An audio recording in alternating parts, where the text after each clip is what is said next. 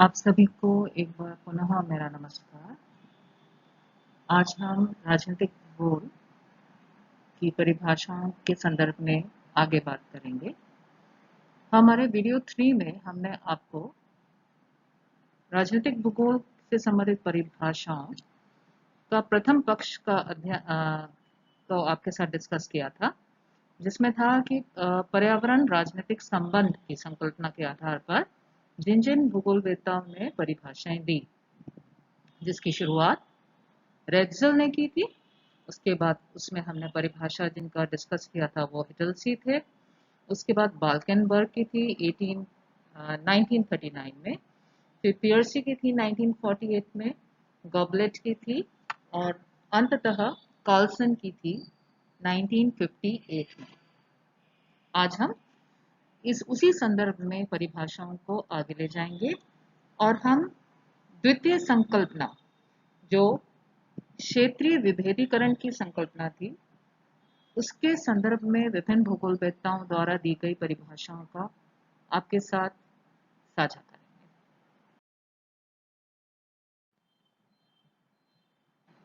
अब यहाँ मैंने आपको यूनिट 1 का जो सिलेबस है वो इंग्लिश और हिंदी में पुनः एक बार आपके साथ डिस्कस किया है।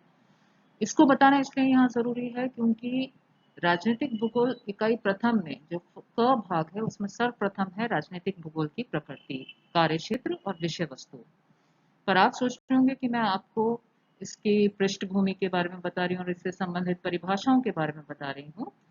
वो है जरूरी है इसकी प्रकृति, कार्यक्षेत्र और विषय वस्तु को समझने से पहले कि राजनीतिक भूगोल क्या है, हमें ये समझना जरूरी है। और फिर हमें ये समझना भी जरूरी है कि राजनीतिक भूगोल से जो संबंधित परिभाषाएं हैं, राजनीतिक भूगोल के संदर्भ में जो दी गई परिभाषाएं हैं, वो किन किन विद्वानों ने दी और किस समय में दी।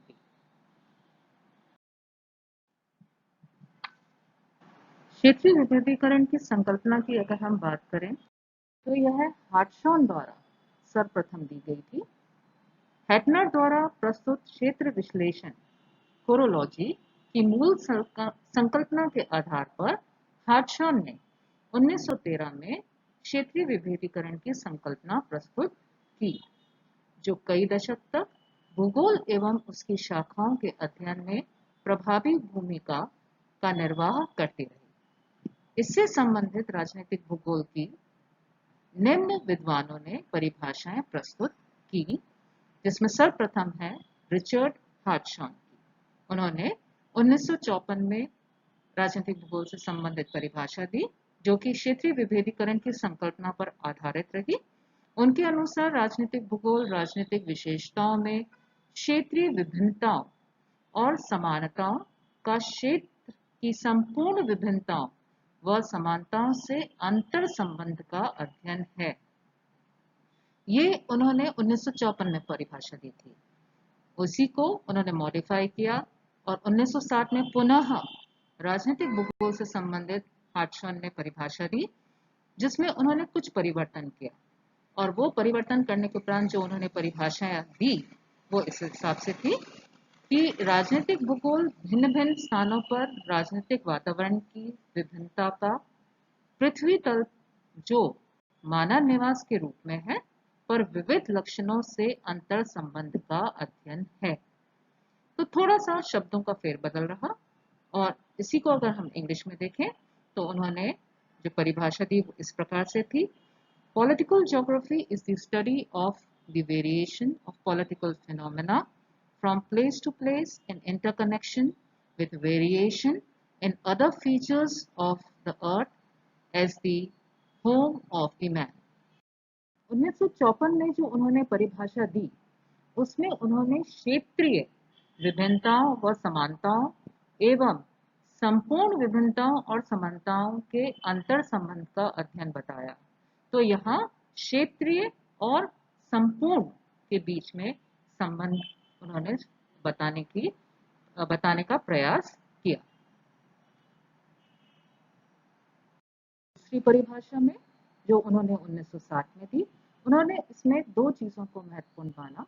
उसमें पहला जो था, उन्होंने यहाँ पे भिन्न भिन्न स्थानों के राजनीतिक वातावरण की विभिन्नता की बात की और दूसरा मानव रिवाज के रूप में विविध लक्षणों से अंतर संबंध का अध्ययन राजनीतिक भूगोल के अंदर के तहत बताया। अगली परिभाषा एल एम अलेक्जेंडर द्वारा 1957 में दी गई।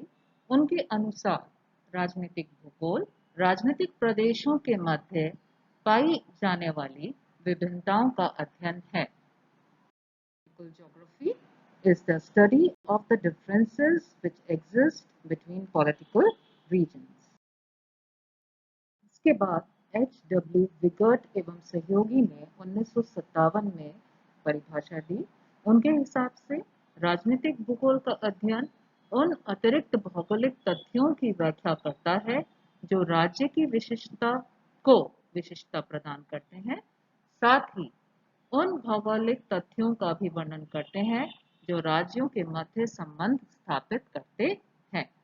The study of political geography deals with the internal geographical factors which contribute to the state's individuality and at the same time with the geographical factors which conditions the external variations between states. इसमें अगर आप देखें तो विगर्ट और उनके सहयोगियों ने यह बताने का प्रयास किया कि राज्य की को जो विशिष्टता प्रदान करते हैं वो होते हैं आंतरिक भौगोलिक तथ्य एवं वो उनको संबंध भी उनके बीच में संबंध भी स्थापित करते हैं। विगर्ट एवं उनके सहयोगियों के उपरांत कोहेन ने 1963 में एस.पी. कोहेन ने राजनीतिक भूगोल से संबंधित परिभाषा दी। उनके अनुसार राजनीतिक भूगोल वह विषय है जो राजनीतिक तत्वों की भौगोलिक व्याख्या करता है। राजनीतिक तत्वों का स्थानगत विभेदीकरण ही राजनीतिक भूगोल का मूल तत्व है।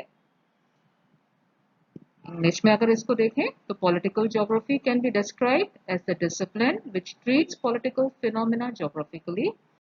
The differentiation of political phenomena from place to place is the essence of political geography. अगर आप यहाँ देखें तो यहाँ पे दो जो राजनीतिक तत्व का स्थानगत विभेदीकरण, दैट मीन्स स्थान एक स्थान से दूसरे स्थान में क्या अंतर है, वो राजनीतिक भूगोल का मूल तत्व है। तक हमने क्षेत्रीय विभेदीकरण की संकल्पना के तहत जितनी भी परिभाषाओं का अध्ययन किया, चाहे से वो रिचर्ड हार्टशॉन के द्वारा दी गई थी या एल एम अलेक्जेंडर के द्वारा दी गई थी या एम.एच.डब्ल्यू. विगर्ट एवं उनके सहयोगी द्वारा दी गई थी या कोहेन द्वारा दी गई थी, कोहेन द्वारा, इन सभी में स्थानिक क्षेत्रीय विभेदीकरण डिफरेंसेस, स्पेशल डिफरेंसेस जो है एक स्थान से दूसरे स्थान के बीच में अंतर या उनके बीच में संबंध, स्थान को इसमें क्षेत्रीय विभेदीकरण को अहम भूमिका दी गई। और इन सब जो हमने डेफिनेशंस हैं आपके साथ साझा की है उनसे आपको यह क्लियर हो गया होगा। नेक्स्ट जो है संकल्पना, वह है स्थानिक संगठन की, स्पेशल ऑर्गेनाइजेशन की कंसेप्ट है, की संकल्पना है। यह 1960 के पश्चात भूगोल में स्थानिक संगठन की संकल्पना का उद्भव हुआ, जिसमें भूगोल को स्थानिक संगठन के प्रतिरूप एवं प्रक्रियाओं का अध्ययन करने वाले विषय के रूप में प्रतिष्ठित किया गया। इस संकल्पना का प्रभाव राजनीतिक भूगोल की परिभाषा व अध्ययन विषय पर पड़ा, जो निम्न प्रकार से है। I.E.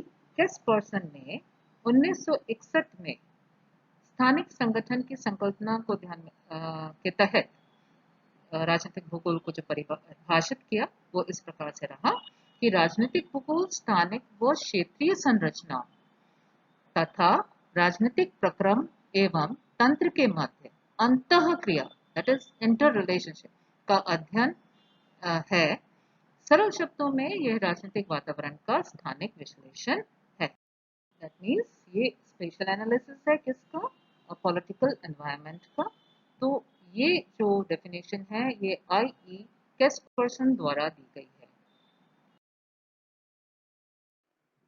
स्थानिक संगठन के संदर्भ में ही पाउंस महोदय ने 1963 में राजनीतिक भूगोल से संबंधित जो परिभाषा दी वह थी राजनीतिक भूगोल राजनीतिक दृष्टि से संगठित क्षेत्रों, उनके संसाधनों, विस्तार और उन कारणों से संबंधित है जिसके द्वारा एक विशिष्ट भौगोलिक स्वरूप का विकास होता है।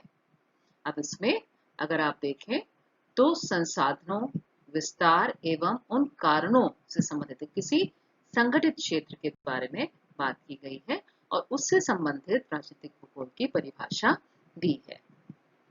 1975 में भूगोल उप समिति ने भी राजनीतिक भूगोल पर परिभाषा दी और वह इस प्रकार से रही कि राजनीतिक भूगोल जो है वह भौगोलिक क्षेत्रों और उनकी राजनीतिक प्रक्रियाओं के मध्य अंतर क्रिया का अध्ययन करता है। तो इसमें पुनः आप देखिए कि भौगोलिक क्षेत्र आ गए और उनके ऊपर किसका अंतर क्रिया, उनके साथ राजनीतिक प्रक्रियाओं, दैट मीन्स कि भौगोलिक क्षेत्रों और राजनीतिक प्रक्रियाओं के मध्य अंतर क्रिया का अध्ययन राजनीतिक भूगोल की परिभाषा में उन्होंने दिया। और लास्ट इसमें जो स्पेशल ऑर्गेनाइजेशन से रिलेटेड परिभाषाएं हैं उसमें लास्ट परिभाषा जो है वह है रिचर्ड म्यूर की, जिन्होंने 1975 में राजनीतिक भूगोल को परिभाषित करते हुए कहा कि राजनीति एवं भौगोलिक तत्वों के मध्य स्थानिक अंतरक्रिया से संबंधित है राजनीतिक भूगोल। ठीक है, that political geography is concerned with the spatial interactions between political geographical phenomena। तो सब में जो इम्पोर्टेंट एस्पेक्ट इन सारी परिभाषाओं में आया, चाहे से वह आई कैस्पर्सन ने दी या फिर पॉन्स ने दी 1963 में, या फिर भूगोल उप समिति ने दी 1975 में, या फिर रिचर्ड म्यूर ने दी 1975 में। इन सभी ने अपनी परिभाषाओं में जो कंसेप्ट जो निकल के आया वह आया स्पेशल ऑर्गेनाइजेशन का, स्थानिक संगठन का। तो निष्कर्ष के रूप में अगर हम देखें तो यह है, क्लियर होता है कि निष्कर्ष रूप में कहा जा सकता है कि राजनीतिक जो भूगोल है वह राजनीतिक प्रक्रियाओं और उनको प्रभावित करने वाले भौगोलिक तत्वों की हम पहले बात कर चुके हैं आपसे, आपको के साथ डिस्कस कर चुके हैं कि मध्य कार्यात्मक संबंधों के स्थानिक प्रतिरूप का अध्ययन है। वस्तुतः किसी भी राज्य में राजनीतिक निर्णय एवं उसका क्रियान्वयन स्थानिक तत्वों से प्रभावित होता है, जिससे विशिष्ट भौगोलिक स्वरूप का विकास होता है। राजनीतिक भूगोल इसी स्वरूप की व्याख्या से संबंधित है। स्थानिक वातावरण व राजनीतिक तत्वों की अंतरक्रिया को निम्न आरेख से स्पष्ट किया जा सकता है।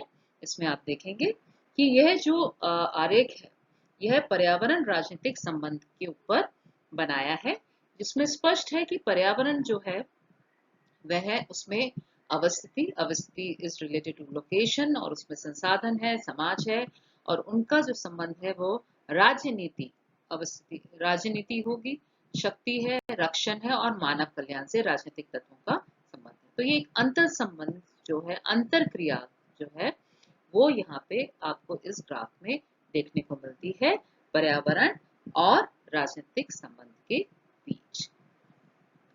आपको इसी से रिलेटेड, दैट मीन्स आपके स्थानिक संगठन की संकल्पना से रिलेटेड जो परिभाषाएं दी गई, क्षेत्रीय विभेदीकरण के संबंध से रिलेटेड जो परिभाषाएं दी गई, और फर्स्ट जो हमने पर्यावरण वाली जो परिभाषाएं दी है, इन्हीं से सभी से संबंधित जो प्रश्न है वो आपके साथ आपके व्हाट्सएप ग्रुप में शेयर किए जाएंगे।